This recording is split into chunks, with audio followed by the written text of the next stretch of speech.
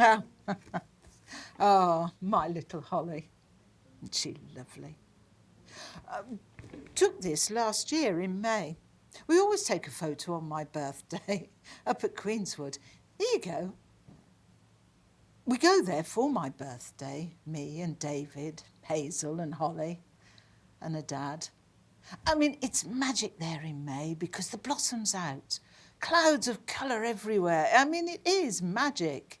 We soak it all up while Holly runs through the giant redwoods with the dog. I love them too, those giants. So tall and old, so strong. She doesn't see it because she's running round and screaming like a banshee. But if you crane your neck back and look up at the sky through the cracks in the branches, you know just how small you really are. My favourite, though, is the Handkerchief Tree. Just there next to the path. Oh, it's a quirky little thing, so delicate and odd. The flowers are sort of flat and limp, like wet tissues, not like flowers at all. Most of the time, it's just an ordinary tree, a normal tree. It's a funny thing. That's her just before she showed me the scones at time, and before she told me that she didn't want to be she anymore. Suppose we won't be going this year now. Got my eyes, though, hasn't she? Just like her mum. His mum. My David used to say that if we were all to peer at him through the letterbox, he wouldn't be able to tell which one it was because we were so similar. I just think he was being kind because my crow's eyes would have given it away pretty quickly. He'd be trying to talk me round now. Oh. People say it's normal, but I don't believe they think it really. I think they're just scared of being cancelled by the woke brigade. I mean, I can embrace change like anyone. I mean, God knows I've done it. Like when Hazel left home, long before she had Holly and long before she was even married. I accepted that. It was normal. Even though I missed her. We were close. She'd been part of my life ever since I'd been pregnant with her. Even before. David and I, we waited a couple of years and we decided that it was time that we should, start a family. We waited long enough. But I used to have conversations with her in my head. I'd say to her, "You've got a mum and a dad here, waiting. Hurry up. We've got a whole lot of love to give you."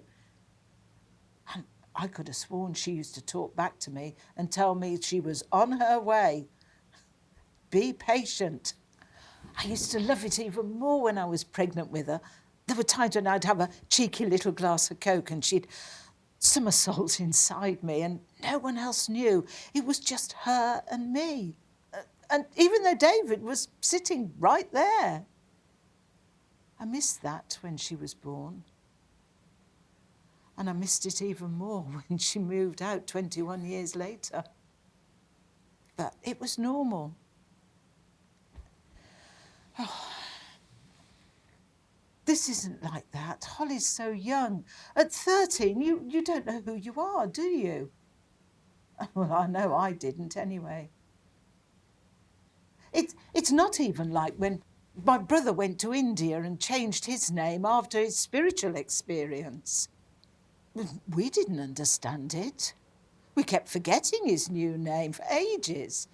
I mean, eventually it just seemed a little odd to use his old name because he had actually become Swami Padripa. And let's face it, it's a lot more interesting than Trevor. Hang on.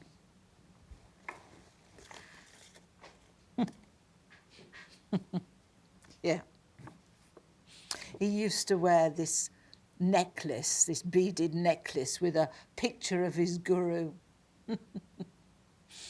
Oh dear. Pretty hairy, right? Oh, someone on the tube thought it was his dog. The point is that it was his choice. I mean, we respect it, we adapted, but he could have called himself whatever he wanted, and we'd have had to have gone along with it.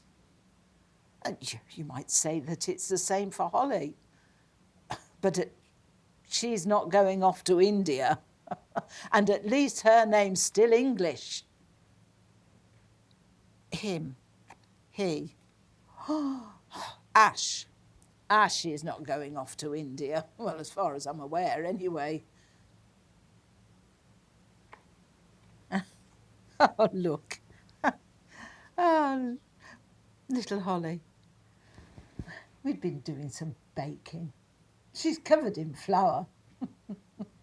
I was showing her how to make scones, and she wanted to put flowers on them made of icing. And I tried to explain to her that scones don't have decorations.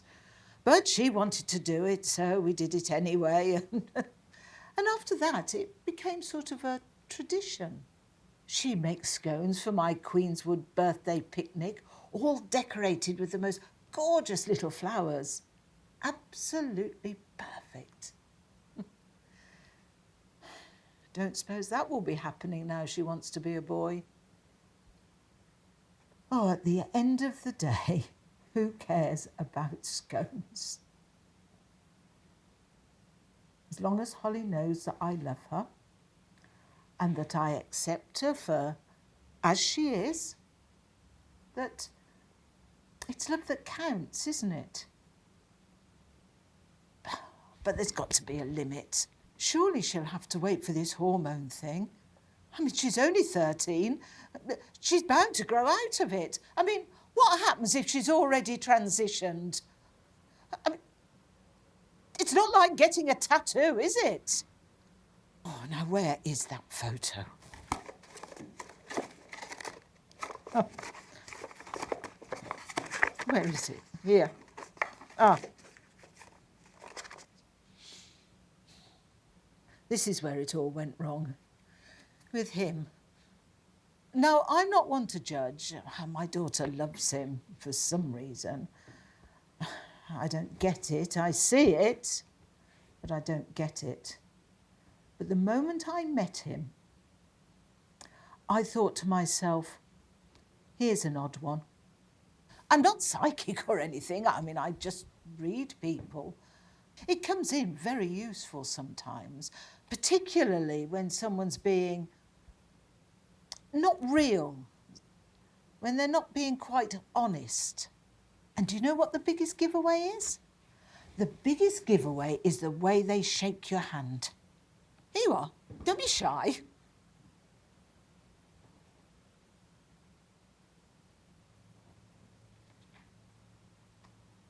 You're normal. Then you're all right. A firm enough grip that doesn't dominate, doesn't squash. A nice, friendly shake. No sweaty palm, and not too vigorous. I feel met. I feel held. And not too long either, and not claustrophobic-like. Sort of long enough to be comfortable, then released in good time. That's nice. That's normal. But him, it was like he was the queen or something.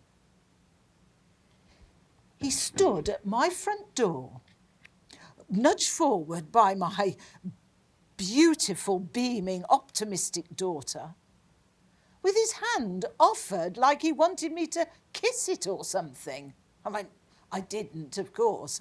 I was very tempted to, just for the laugh. But I took that cold, limp thing in my hand and I tried to shake a bit of life into it. To no avail. He just looked a little alarmed, eyes wide as saucers, and little stick legs that looked as though they'd give way if I was to exhale on them. And just when I thought the whole handshake ritual thing was ready to be abandoned and I was withdrawing my hand, that cold little fish clamped its jaw on me and held on. It gripped so hard I thought he was going to crush the bones out of me. It hurt. It was odd. I knew immediately that he wasn't right for us. So what did I do? I pulled him into the hallway and gave him my chili con carne for his tea. Added extra spice to his. I wasn't going to stand his nonsense, no way. I never told anybody that before. Not even David. Dear. But he ate it all. Well, I suppose he had to, really, didn't he? I didn't think it'd last. I thought she'd see through him, a confirmed bachelor, if you know what I mean.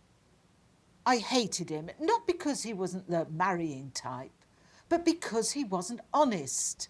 I hated it that Hazel couldn't see who he was and that he was lying to her. I didn't interfere. Well, you can't, can you? You have to allow them to make their own mistakes. Well, she married him. I thought it'd be short-lived. But then little Holly came along. I didn't think he'd be capable. But then I remembered that handshake. We wanted to help look after the baby when she arrived, but he wasn't having any of it. Sent Hazel off to her council job while he stayed at home looking after Holly. Kept her all to himself, he did. All children need to have at least one parent around them at all times during their early years. It was only me and David, not the man in the moon. Oh, yes, he appears to be all don't say boo to a goose, but I tell you, he's living a lie. When push comes to shove, his true colours appear. I've seen it, and he knows I've seen it. We have conversations where no words are spoken, but he knows exactly how I felt about him. He's a bastard, a narcissistic bastard. And he's got my daughter, and he's got my granddaughter, and there is nothing I can do about it. If anyone's to blame, I don't think we'll have to look very far at all. Poor little Holly. What's her wedding going to be like? Not like her mother's, that's for sure. It's sad. I mean, if I'm honest. I thought I'd see her dressed up as a meringue with a handsome man by her side in the village church, surrounded by flowers and confetti, not down the registry office in a three-piece suit with a woman in dungarees and a shaved head. Oh, listen to me. Moan, moan, moan. David would have shut me up ages ago. I was very lucky to have him. I was terrified I'd lose him when we were courting, so I flew against convention and I asked him myself. I was chuffed to bits when he said yes and that he was about to ask me the same. The funny thing, when I was about 6, I had said to my brother, I'm glad I'm not a boy so I don't have to propose to anyone. Oh, think of the good, Marge. Think of the good. We can still go to Queenswood for my birthday, I suppose, even if she doesn't make scones. Even if he doesn't make scones.